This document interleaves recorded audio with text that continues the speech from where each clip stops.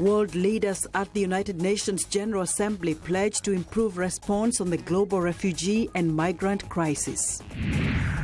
Scores of people die in the Democratic Republic of Congo during 2 days of violent protests calling for President Joseph Kabila to step down. In our health segment, leaders and advocates meet to address the challenges of antimicrobial resistance. Africa 54 starts right now. Good evening and welcome. I'm Vincent Makori. This is Africa 54. In his final address to the United Nations General Assembly as the U.S. President on Tuesday, Barack Obama said the United States and other nations are dealing with the most profound challenges facing the world. Obama cited the breakdown of basic order in the Middle East and said our societies are filled with uncertainty and unease. He called for a course correction for globalization to ensure that nations don't retreat into a more sharply divided world. He urged nations to embrace democracy as it remains the best form of government. Now, I will admit my belief that governments serve the individual and not the other way around is shaped by America's story. Our nation began with a promise of freedom that applied only to the few, but because of our democratic Constitution, because of our Bill of Rights, because of our ideals, ordinary people were able to organize and march and protest, and ultimately those ideals won out. Open doors for women and minorities and workers in ways that made our economy more productive and turned our diversity into a strength. That gave innovators the chance to transform every area of human endeavor. That made it possible for someone like me to be elected President of the United States. So yes, my views are shaped by the specific experiences of America, but I do not think this story is unique to America.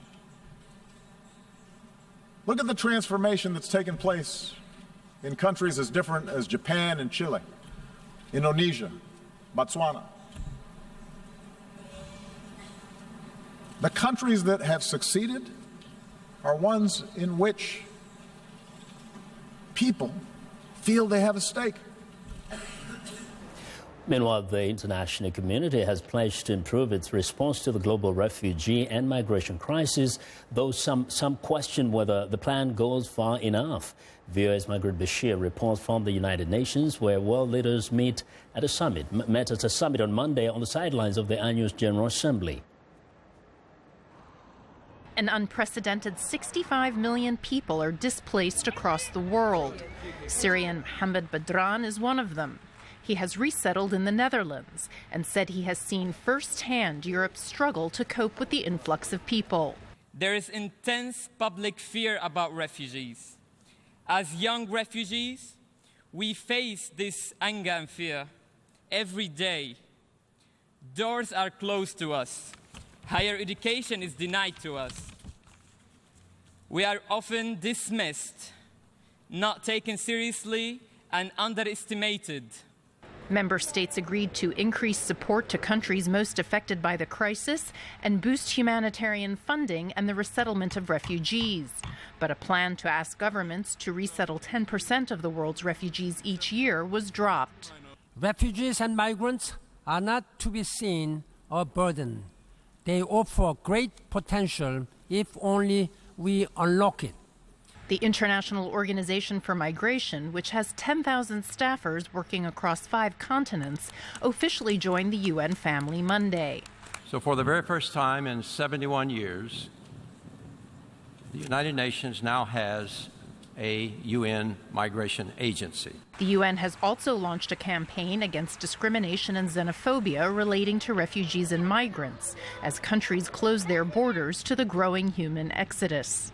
The human rights chief blasted leaders who oppose greater responsibility sharing and promote divisions over refugees and migrants. Some of them may well be in this hall this morning. If you are here, we say to you, we will continue to name you publicly.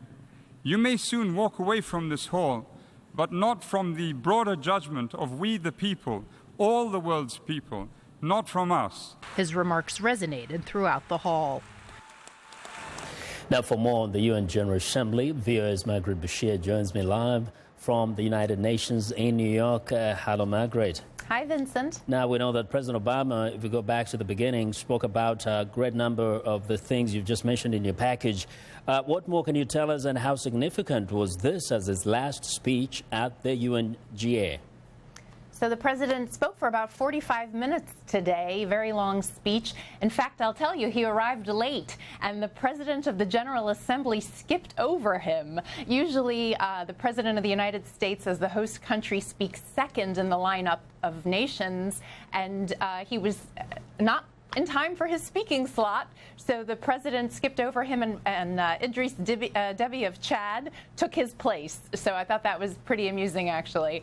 But President Obama spoke very much about multilateralism, about how important it is, about how we all need to cooperate in the world together to make it a better place. And I think that sort of takes us back to 2009, to his first speech, where he talked about how the United States wanted to re-engage with the world after a long absence from multilateralism during his predecessor's administration. So he said that you can choose cooperation and integration or retreat into a divided world. And he said we should go forward and not go backward. And I think that's part of the legacy he wants to leave here. And he talked about some progress on things such as climate change, the big international agreement that was signed in December in Paris. He talked about limiting nuclear weapons, such as the success with the Iran nuclear deal. He talked about reducing extreme poverty around the world, which he said has gone from 40% to around 10% of people. So he was definitely laying out his legacy. And we know that the other very significant personality in New York is, of course, the UN General Secretary Ban Ki-moon. I hear he had some really strong words for some countries. Oh, boy. It was Ban Ki-moon's last General Assembly speech. Also, he's been head of this organization for 10 years, and I think he was mad at a few people, and he's been saving it up for a while. So he let them have it today, primarily Bashar al-Assad in Syria, and where yesterday a UN and Red Cross convoy was bombed. 18 out of 31 trucks were damaged. He said that the depravity has reached new lows in Syria. He said the future of that country shouldn't rest on the fate of a single man, referring to Mr. Assad, and saying a political transition is long overdue. He also had some words for African leaders. He said in South Sudan, the leaders have also betrayed their people. And he said in too many places, we see leaders rewriting constitutions, manipulating elections, and taking other desperate steps to cling to power. So I think, we saw yesterday in DRC the problems ahead of the elections there. And he said that his message is clear to leaders: serve your people, do not subvert democracy, do not pilfer your country's resources, and do not imprison and torture your critics. So he had a lot of strong words today in his final speech to member states. In about 10 seconds, what more can we expect? Today, President Obama is hosting a big refugee summit, follows on yesterday's. Countries must come with pledges in order to be at the table, so we'll see what they get out of that. Margaret, thank you very much, as always. That's Voice of America's Margaret Bashir reporting live from the United Nations in New York. Now, on a second day of violent protests in the Democratic Republic of Congo, at least 2 people were killed when armed men in uniform torched the headquarters of the main opposition party on Tuesday. 4 other opposition party offices were set on fire overnight. That's according to the United Nations. Earlier, police said at least 17 people have died during protests calling for President Joseph Kabila to step down. The violence began Monday morning as police prevented protesters from gathering in the capital, Kinshasa. Officials say the dead include 3 policemen and 14 civilians. Human Rights Watch, however, said on Tuesday it had credible reports that DRC security forces had killed at least 37 people during 2 days of violent protests. Some protesters threw stones and set tires on vehicles on fire, while police fired tear gas and live rounds at the demonstrators. The opposition accuses President Kabila of trying to extend his time in office and constitutionally by delaying elections. We are marching because we hate what is happening in our country. Firstly, Kabila does not want to leave this country and does not want to organize elections. That's why today we are forced to protest to show our dissent for the 2016 elections. If Kabila does not respect the Constitution, we too will apply Article 64 of the Constitution. Now here's the deal. Monday marked the day that Congo's electoral process should have kicked off. That's ahead of November polls. But the Electoral Commission now says the polls should be delayed until next year to give more time to compile a new voter list. The United States said it is disappointed that Congo did not announce an election calendar on Monday and said it is deeply alarmed by the report of violence. It threatened to impose additional sanctions on Congolese officials responsible for violence and repression. Now, the U.S.-Somali community was quick to condemn the weekend stabbing attack at a Minnesota mall in which at least 9 people were wounded before a Somali-American assailant was killed. The jihadist-linked Amaq news agency said Sunday that he was a soldier of the Islamic State. The stabbing at St. Cloud shopping mall north of Minneapolis took place Saturday evening, coinciding with a blast in New York City. Zlati Tsahok reports that no link has been found between the two incidents. The knife-wielding attacker was stopped when he approached an off-duty police officer who happened to be shopping in the mall. The officer, Jason Faulkner, shot him when he refused the demand to stop. Local authorities on Monday praised Faulkner's action. Officer Faulkner put himself in harm's way to protect the public from a man who had already stabbed 9 victims and would have very likely harmed more people had Officer Faulkner not acted so quickly and decisively on Saturday night. President Obama said Monday that there was no link between the stabbing attack and terrorist actions in New York and New Jersey. The FBI is investigating the Minnesota incident as a potential act of terrorism. We will direct the full resources of the federal government to make sure that the investigation goes forward aggressively. Local newspapers have identified the attacker as 22-year-old Dahir Adan. They reported that he was born in Africa but had lived in the United States for 15 years.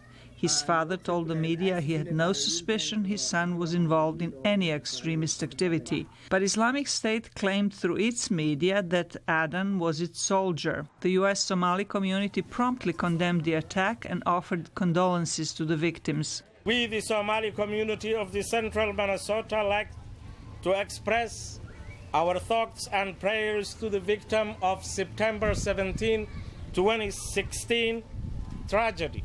Somalis are concerned that recent attacks may spark a backlash against all Muslims in the United States. We are all shocked, just like you, and we are all grieving, just like you.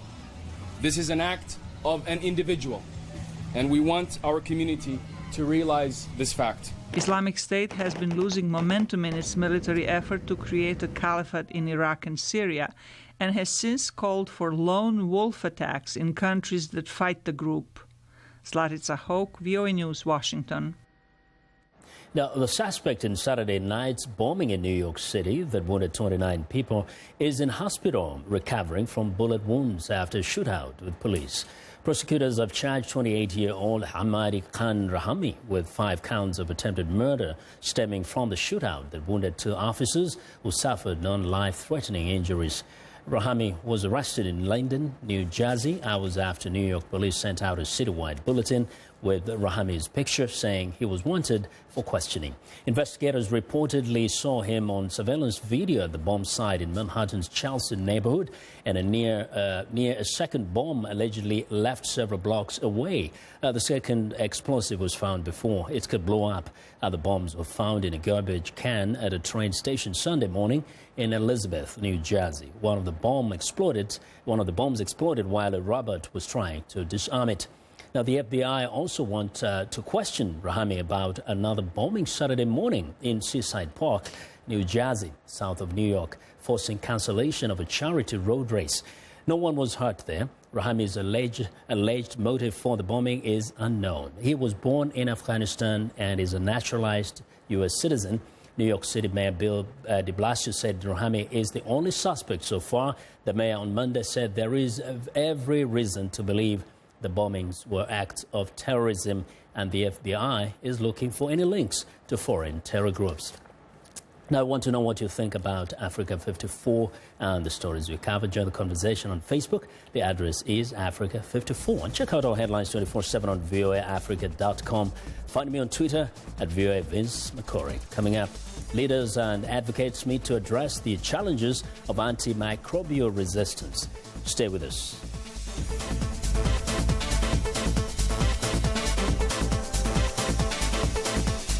Green Beat for a healthier planet. You know that little bit of debris that gets trapped in your ice cubes? It can reveal what was going on in your freezer when the ice formed, like the time you spilled coffee grounds all over it. Now imagine that on a much larger and much older scale. This piece of ice is 400,000 years old. Well, to me, it's a very valuable piece of ice, and it's my job to make sure it stays that way. That's Jeffrey Hargreaves of the National Ice Laboratory in Denver. The ancient ice coming from places like the South Pole will help researchers discover how the climate responds to large events such as volcanic activity. It's collected and stored in a warehouse-sized freezer in Colorado, allowing access to researchers like Bruce Vaughn in nearby Boulder. We run them backwards with the parameters that we measure in the ice core, and they get it right. That gives us a lot more confidence in the climate models going forward. The information gleaned from the ice cores will help improve global climate models that are used to predict future climate changes. I'm Rebecca Ward for VOA's Green Beat.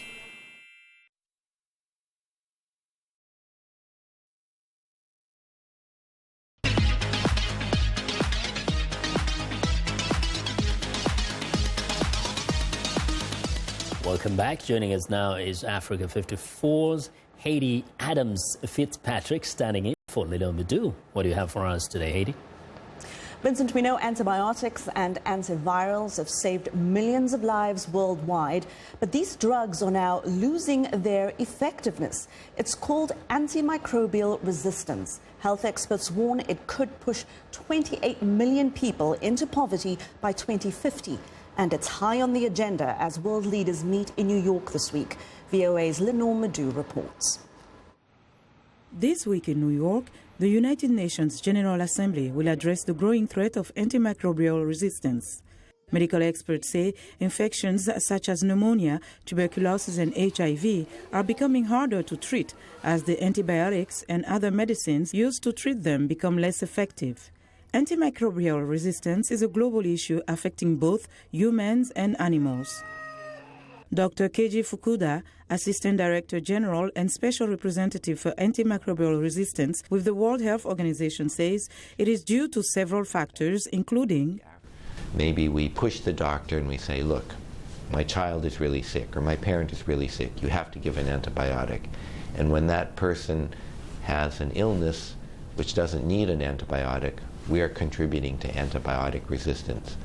Or if we are raising animals and the animals are not sick, we're giving antibiotics to help them grow, then we are promoting antibiotic resistance. When we have people who are not qualified give medicines, or we have people who take medicines from anywhere, we are often contributing to the development of resistance. Antibiotic resistance causes people to be sick for longer and increases the risk of death. The World Health Organization says in 2013 there were about 480,000 new cases of multi-drug resistant tuberculosis. Antibiotic resistance kills about 23,000 people each year in the United States, 25,000 in Europe, and many more in developing countries. You know, in Africa today, infectious diseases remain a major killer of children, of women, of adults, and one of the key ways to protect people is to have antibiotics that work. So if the infections in Africa become increasingly resistant, as they are in every part of the world, then it's going to become harder and harder to treat infections in Africa. So very big problem. Dr. Fukuda says addressing the issue is critical as more people may die globally of antimicrobial resistance than of cancer by the year 2050. We need to address this issue on several different levels. So at the global level, the regional level, at the country level, but then in communities. You know, we have to get to communities. We have to get to farmers. We have to get to families. We have to be in rural areas, cities. All of those levels have to contribute. In May this year, the World Health Assembly agreed to support an action plan, which includes committing the 194 countries that make up the Assembly to producing national control plans by 2017. Observers hope this week's high-level meeting at the UN General Assembly will lead to concrete global action. Linor Mudu, VOA News. And that is our health report for today. Vincent, it's back to you. Well, Haiti, thank you very much. It's time now for a short break. Still to come on Africa 54, a focus on institutional investment, transparency, and prime growth sectors. We'll be right back.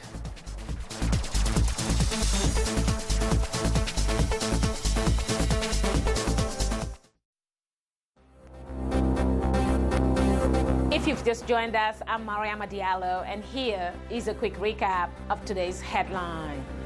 In the DRC, clashes ahead of a planned opposition rally in the capital Kinshasa result in at least 17 people dead. In South Africa, students protest in several universities as the government proposes to increase student fees by up to 8% in 2017. In the Netherlands, Somalia and Kenya face off in the International Court of Justice to resolve a dispute over maritime boundary.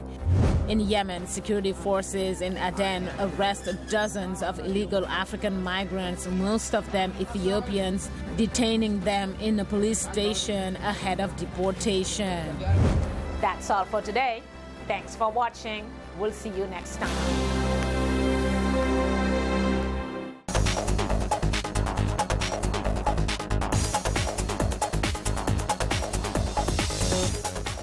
An African Investor Summit is taking place in New York City this week, bringing together CEOs and business leaders to talk about intercontinental trade and institutional investment. Now, among those attending is Alain Ebobisse, the Chief Executive Officer of Africa 50. That's a Pan-African infrastructure investment platform funded by the Africa Development Bank and several African countries. Africa 54 business correspondent Jill Malandrino sat down for a conversation with Mr. Ebobisse. Joining me is Alain Ebobisse, CEO of Africa 50, and let's talk about what you think are the really big issues right now for the continent. Thank you very much. I think, frankly, one of the biggest issues that the continent has to face today is the lack of infrastructure to support the economic growth in the continent. So the continent has a lot of resources, but in order to achieve the full potential in terms of economic growth and improving the life of the population of Africa, I think infrastructure has definitely has to be something that has to be developed a bit faster. Of course, there are macroeconomic challenges that are in the process of being solved, but infrastructure investment is definitely, for me, the key issue. What about financial infrastructure investment as well? Because now that we're starting to see more trade between the countries, economies are growing based on that alone. So if you have the physical infrastructure, financial infrastructure, that really lends to growth as well. Absolutely. I think that's a very, very important point. I think everybody understands that Africa countries, most of them taken individually, they are too small. So you need to have trade, you need to have regional integration to create bigger markets so that you can actually have a bit more attractiveness to private investors. And today we are seeing a number of African banks that basically are operating across many countries, and we need to see a bit more of that. I can cite, for example, EcoBank and some of the Moroccan banks. They're becoming Pan-African banks, and I think we need to see more of these kind of entities covering the continent as a whole. Outside of commodity dependency, not oil, not gold, what other sectors make it interesting for U.S. institutional investors to put their money to work in Africa? Well, I'm going to go back to the infrastructure space. Frankly, I think you can actually have today good investment opportunities in the continent that provide very good returns in the infrastructure space. And we at Africa 50, which is the institution that I'm running, we've been set up to basically to try to promote that private investment in the infrastructure space. We have raised about $830 million of capital to invest in that space. But we need partners. We need U.S. companies, U.S. pension funds, U.S. investors to come in and work with us to invest that money and to make profit, to make good returns. A big objection to investing in Africa is transparency. Yes. How do you address that? Absolutely. I think we have to be very clear that when we invest in projects, it has to be very transparent. We need to make sure that all the stakeholders understand that transparency is key. It's actually an opportunity. When a country or a project is fully transparent, I think investors are more comfortable to come in and invest. So our job, again, at Africa 50, which is an institution which was created by African governments, is to work with governments and the stakeholders to convince them that transparency is really, really important in making sure that investors will come in and get comfortable. I come from the World Bank Group. I spend a lot of time in the World Bank Group, and we have a number of standards that I think are very useful to apply in infrastructure development in other businesses so that we give comfort to the other participants to invest comfortably. On the local level, how are the people accepting this? Are they getting more education programs, health programs, because they really are the basis of the growth? Absolutely. I think one of the stories of Africa future is that the middle class is growing, and we need to continue to grow the middle class so as to reach a sustainable level of growth. So education is extremely key. We need to make sure that we educate people in the continent and educate in the right sectors where they can find actually jobs.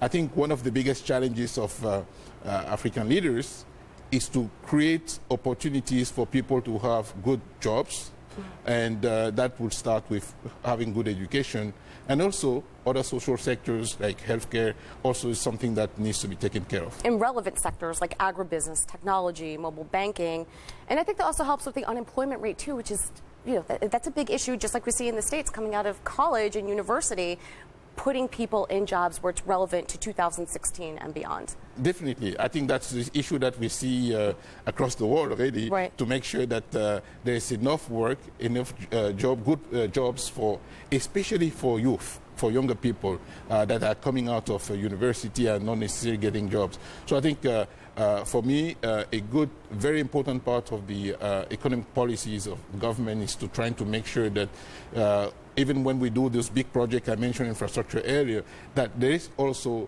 component to that project which address jobs.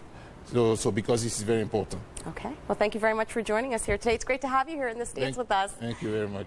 From the NASDAQ market site in Times Square, I'm Jill Malandrino for the Voice of America. Be sure to stay tuned as we will have African and U.S. business leaders joining us throughout the day. And that's our show for today. Now be sure to watch Africa 54 on our website at voaafrica.com. For more news, tune in to VOA's evening radio show, Africa News Tonight at 1800 UTC and in the mornings. Today, Break Africa between 0300 and 0600 UTC, Monday through Friday. Thanks a lot for watching. From all of us here in Washington, have a good night.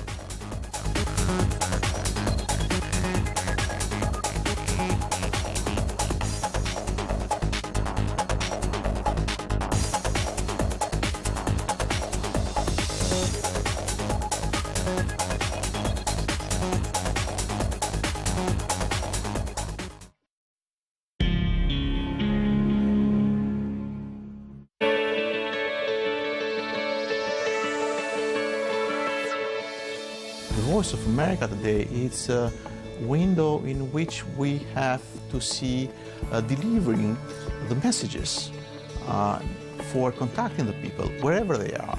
And Albanian people, as people of a small country, need to have such and deserve to have such information from the United States and from all around the world. So it's a bridge. Voice of America, it's a bridge between entire world and Albanian citizens.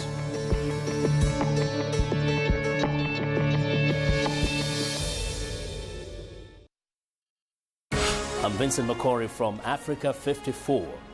This is VOA. Follow us on Africa 54. Go to facebook.com/VOA Africa 54.